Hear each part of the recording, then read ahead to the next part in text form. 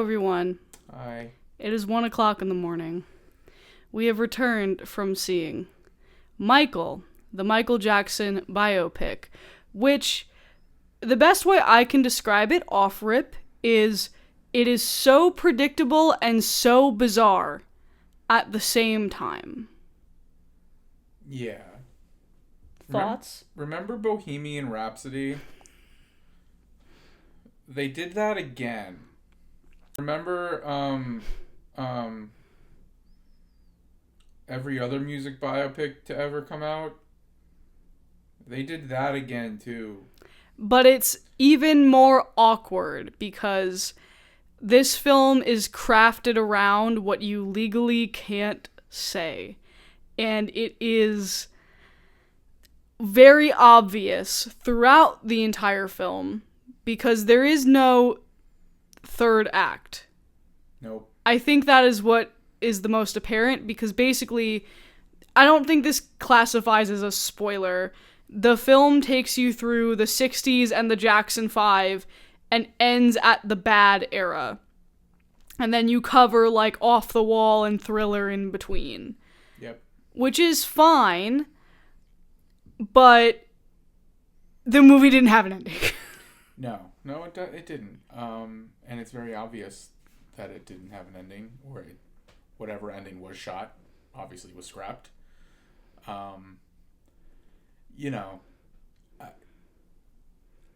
It like we were talking about it on the ride home. It's just such a disservice to Michael Jackson and his story. Like, whatever you think about him and whatever you think he did or did not do, like, yeah, an incredibly complex person in life that is, instead we got, Jangling Keys, the movie, with his life.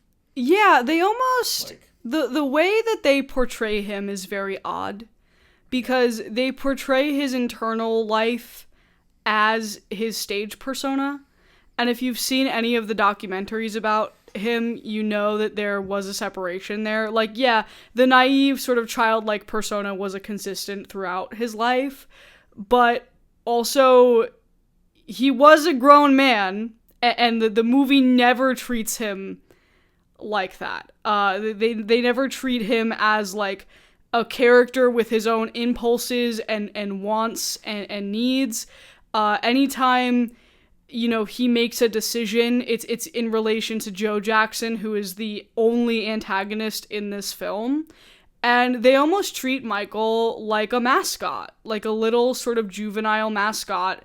And they hint to, like, the more complex, perhaps negative aspects of his character bubbling under the surface there, but they never do anything with it. It's very odd. I don't know what people get out of these kinds of movies. Clearly, a lot of people get a lot out of them. Like, we know people who loved the Bob Dylan movie and loved the Bruce Springsteen movie and loved Bohemian Rhapsody. I am a Rocket Man defender. That is one of the few ones that I really enjoyed. I haven't seen that one. I've heard, but it's like different because it's more of like a musical, right? It's more of like a musical, and it does tackle head on Elton John's personal demons, which, this movie just completely glosses over. Like you said, there's little details and things that are like kind of referenced, like they're Easter eggs, which is bizarre. They make a lot of references to like one day he's gonna have his Neverland, and it's like, that's not good. Like, here's some pain meds, Michael. Here's some pain meds, Michael. And, like, there's no pay. That happens like in the middle of the movie, and then or towards the end of the movie. But then it's like, it's weird because they went from like him being a kid at the Jackson 5 through his young adult life, and then it ends when he turns 30.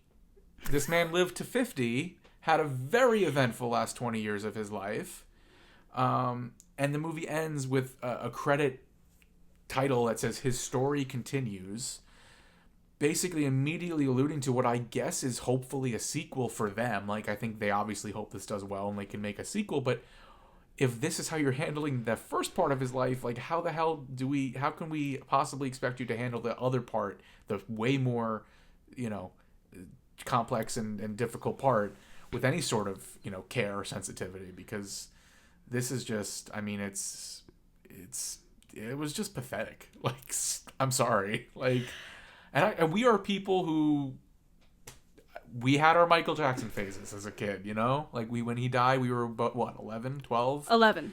So, like, and I remember, like, not, I mean, my mom loved him.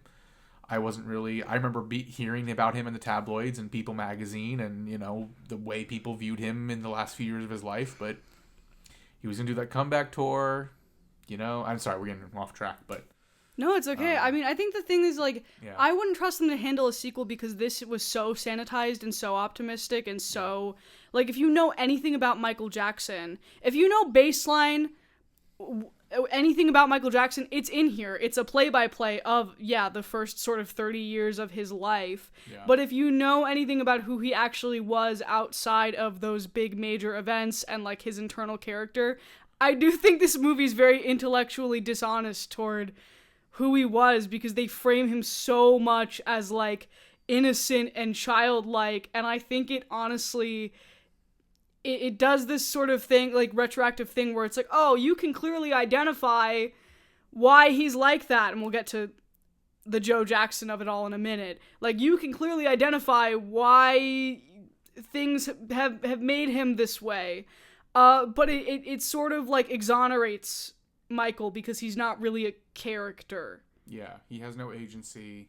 Things happen to him and through him in the movie just because they have to, which I get, because that's, you're showing someone's life, but, like, there is just, in terms of a movie, like, for any arcs it's supposed to have, for any beats it's supposed to have, acts, like act 1, act 2, act 3, like, none of that's here. Not that I expected it to be, but...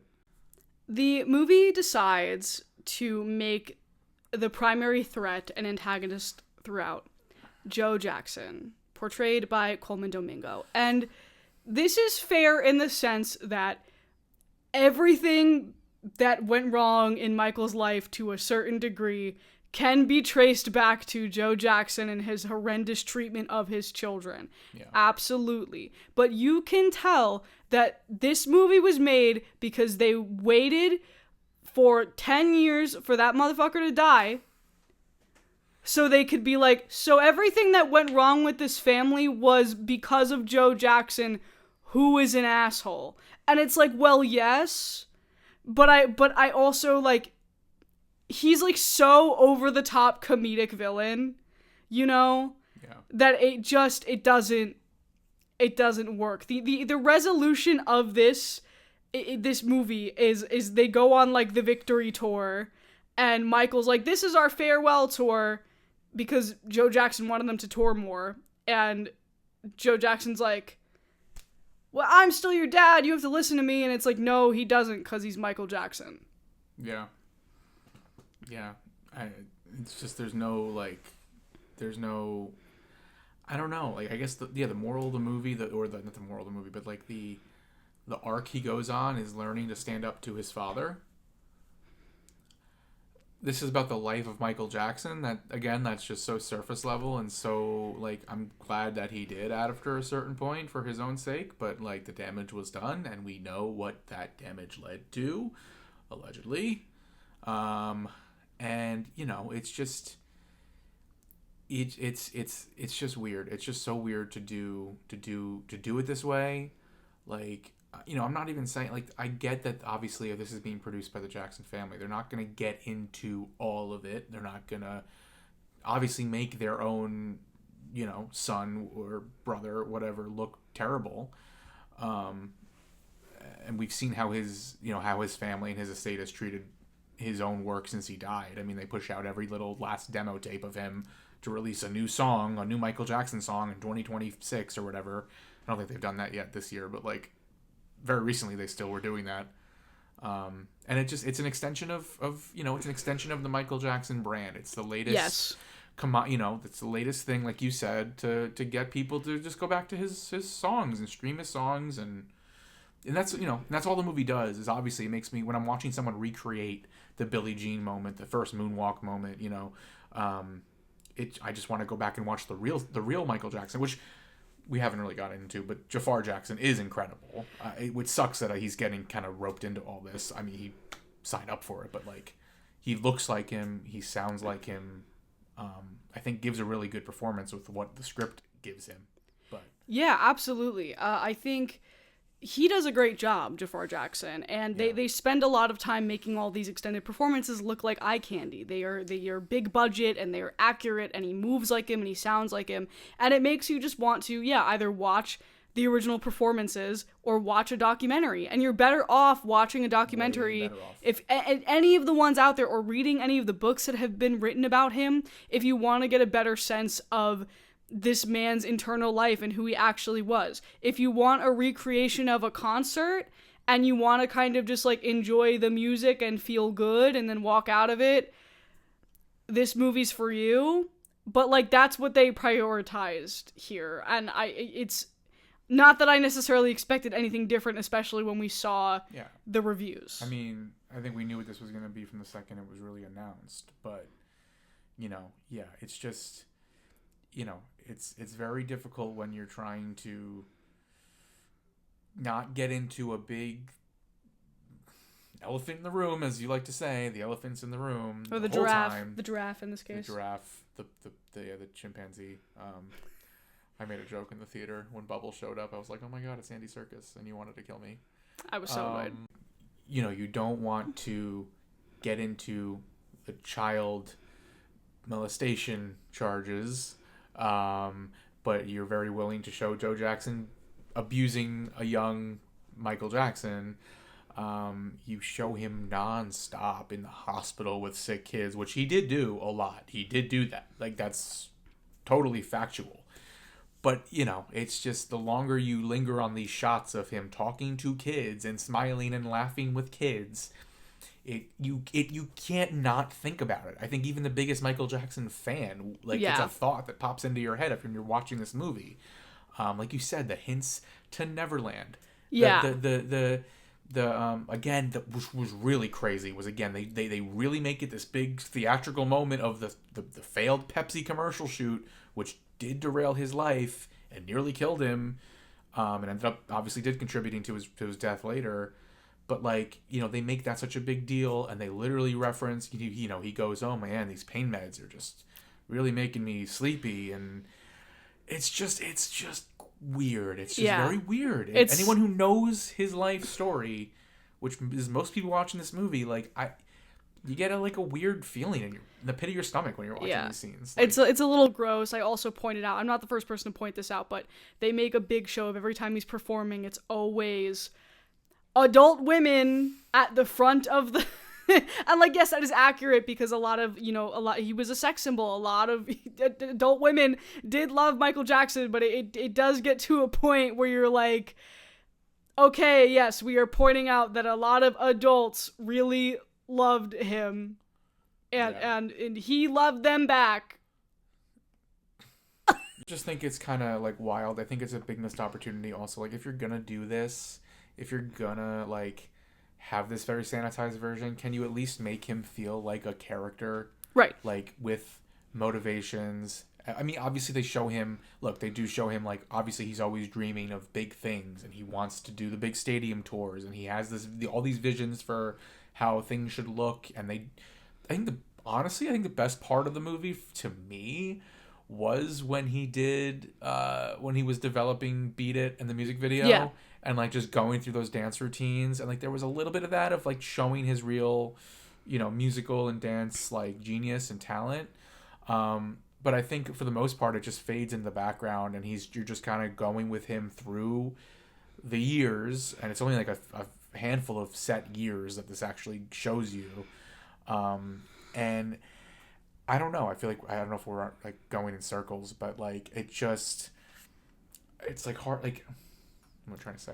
I think, I don't know. And I made this point to you on the way home in the cab. It's just his process was everything. Yeah. And I don't think the movie portrayed him. He was competitive. Yeah. Sometimes he was a little bit of a bitch in that way. Yeah. And he was stubborn, and he had this vision, and you get it with the Beat It sequence, and a little bit with Thriller, but you don't really get it much after that. A lot of his character comes in relation to his father. And it's like there is just so much more to him than that in the good and bad ways, and this movie does not want to fuck with any of it. That's what I was gonna say too, is that, if you're gonna take these years and show this, you don't get into any of his interpersonal relationships or friendships with all the different famous people that he was friends with at that time. I mean, Quincy Jones is in it at the beginning, and a little bit.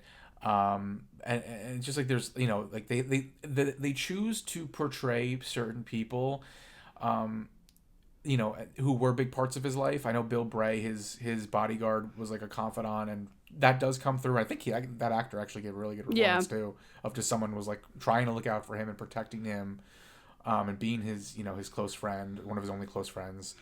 But I think, it's just, you never get the sense, you just feel like you're watching Cliff Notes, and you're not watching a real person. You're not watching, it just doesn't feel like you're even watching like a real actor. And I don't mean to like diss Jafar Jackson like that, I'm not trying to at all, but it's like nothing about this feels real or tangible, and that's really the gist of what I'm trying to get across. Bubbles is in this movie and Janet's not. That too. Did we even mention that? No, Janet Jackson's not. LaToya's here, and they refer to her by name every time, so you do not infer that it is Janet Jackson. I've probably said already at some point in this track for this video that Janet wanted nothing to do with this, from what we know, and Janet was very close to Michael. And seeing this movie, I understand why. She didn't want anything to do with it. I know there's a common thing out there now. Obviously, Michael Jackson fans are still very passionate and very convinced that he is this perfect little angel who never did anything wrong, and everything was, totally fabricated.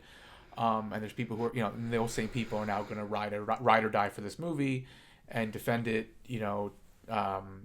all the time. And I think, I think a big question I've already seen is people being like, well, what more did you want out of this? Or what did you want? What did you expect this movie to be? I expected it to be exactly what it was. I just wish it wasn't made. Exactly. Like, that's my whole thing. And this is the point of this video, is that none of these movies have any business being made. Go watch a documentary about the person. Like you can't just make a movie about Michael Jackson. You can't do it. You can't. If you want to be honest and sincere about it, it can't be done. And it certainly can't happen this way, where it ends right before we all know the way his life turned after that. And it's like, all right, man, like, what's the point? Like, again, a music biopic, show me his whole, like, I wanted to see his whole life. I wanted to see, hey, let's see how, I mean, again, it would have been sanitized and it would have been leaving a lot of stuff out, but like, most of the movie leads you to believe you're getting his full life story. And then it just ends. Yeah. And I think there's people who probably who have no idea about the production of this and what happened are going to be probably pretty shocked and surprised that it just ends on him performing bad. Yeah. In 1989 or 1988, and then it says his story continues, and it's like, oh, I guess we're getting Michael too. Michael Jackson will be back in Avengers Doomsday. They should call the second one Jackson. Shut the fuck up. What? Oh my god. Last it's note. Also, remember, it's 1:30 in the morning because we saw this at 10:30 at night. Last note. At one point, Michael Jackson is in New York City, and to establish the fact that he's in New York City, they show a skyline. Do you want to know what Brian turned to me and whispered at this point? Okay, listen. It's a very clear shot of Lower Manhattan. The Twin Towers. It's supposed to be 1980 something. The Twin Towers aren't there, and neither is the Freedom Tower. So they deliberately chose a shot of post 9/11, pre-New World Trade Center, New York City. When you're trying to, it's an establishing shot of New York City in the 80s. And movies love showing the Twin Towers. I'm very shocked they did that. It's because anyone who knows New York City, I'm not alone. I'm not the only one who's going to notice that. It's pretty obvious if you know New York City. And then Mike Myers shows up in those New York scenes because he has to play another record executive in another musical biopic. At least this one he was supportive. In Bohemian Rhapsody, he's like, "You'll never be good, Queen." Which also this guy, who the real life guy who I'm forgetting his name, Walter Yetnikoff, I think. Yeah. Like the head of CBS. Apparently, he really was like an advocate for him and did a lot to get more black artists on MTV. And they do touch on that, and it's like they touch a little bit on the race thing with Michael, but also not. They don't go that. Not far even. with it. Yeah. It's very surface level, except for that one real scene. Yeah. I'm not the one to talk about that, but like just a strange film, man. I'm glad it's over. I'm glad I saw it and never have to watch it again. Bizarre from start to finish. Shamona. Hee hee. Hee hee. Things of that human nature. I'm bad. That was bad. That was really, really bad. Good night. Good night.